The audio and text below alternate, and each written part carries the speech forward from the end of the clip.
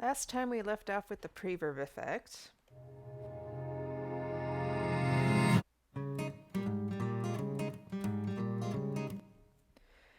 That's where we took a piece of the audio, we put a lot of reverb on it, and then we reversed it, resulting in this guitar effect to start off our song.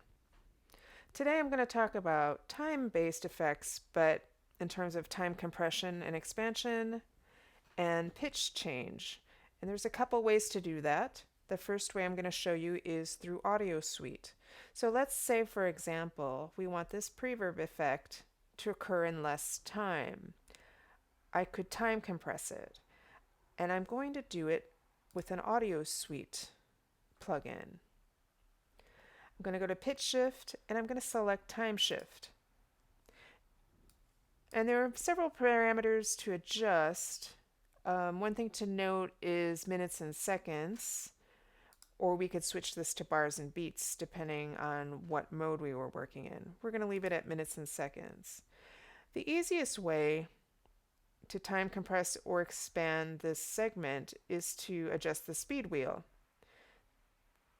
If we turned it to the left, we're making it slower. If we're turning it to the right, we're going to make the segment speed up. So I'm going to make this 133% faster. And then I'm going to hit render. And as you can see, our preverb effect now takes up less time.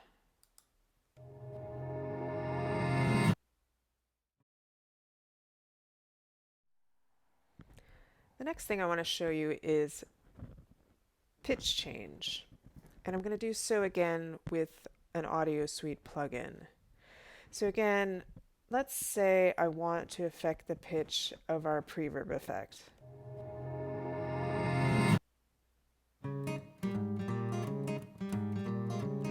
Okay, so I'm going to highlight it, and then I'm going to go to Audio Suite and select Pitch Shift. I'm going to select Pitch 2. And there are a couple ways I can go about shifting it. This is very interesting. I can use a keyboard to do it, or I can fine adjust with semitones and cents.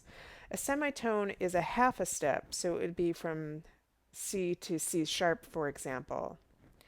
And cents are finer adjustments. You actually need 100 cents to get a half step. All right, first of all, let's try something drastic. Let's make the guitar pitch shift an octave higher. And then I'm going to render it, and let's see what it sounds like.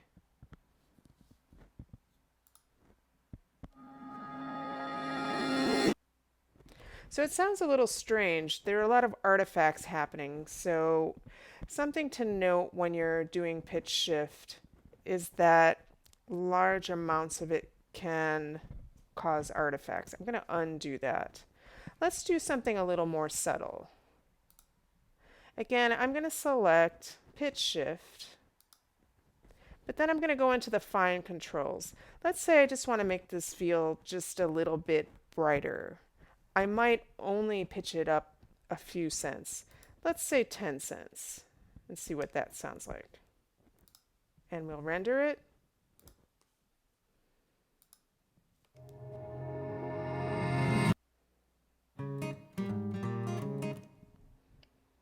It's a bit brighter.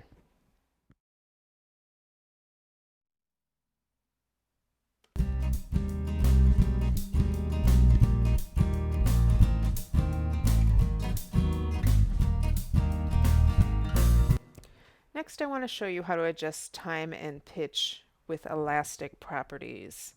So if we're listening to the section between the kick drum and the bass, we notice some time anomalies.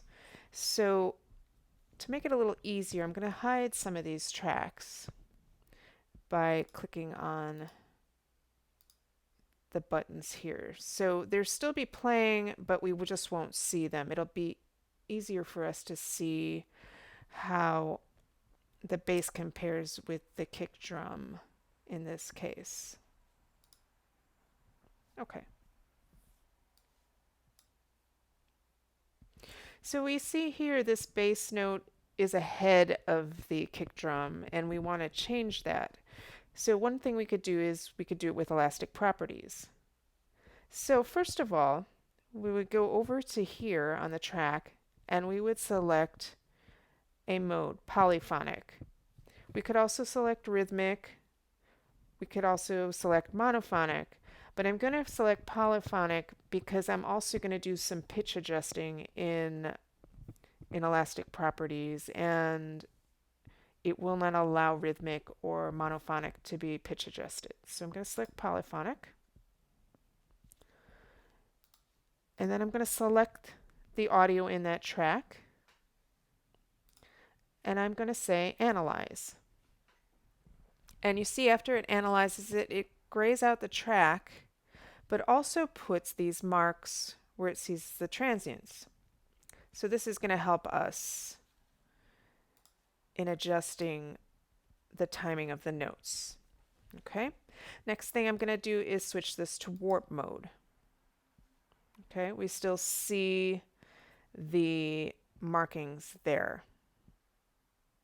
Okay, so I'm going to change to the grabber tool and I'm going to hit control click to highlight these markers. Now we have to do 3. So if I want to change the timing of this one note, I have to mark the note ahead and behind it. So next what I will do just to move this mark is I will hold down the shift key and then I can adjust where that note starts. So now it's lined up with the kick. Let's see what that sounds like.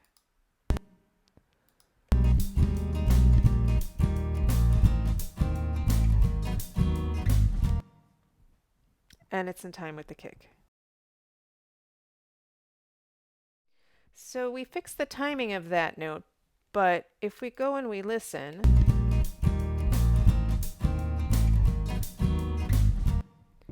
as the bass line descends, so does the pitch. So we have a little bit of pitch sag with these two notes. We can use elastic properties to fix that.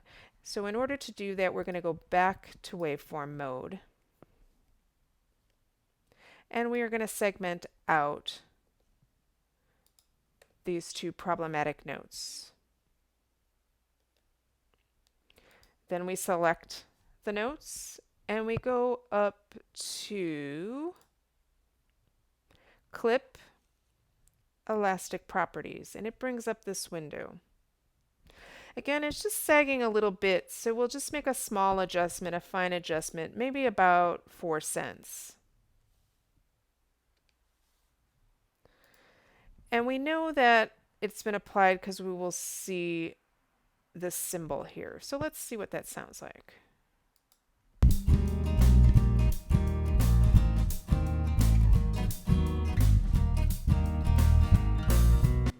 So that has brought the pitch up to where it needs to be.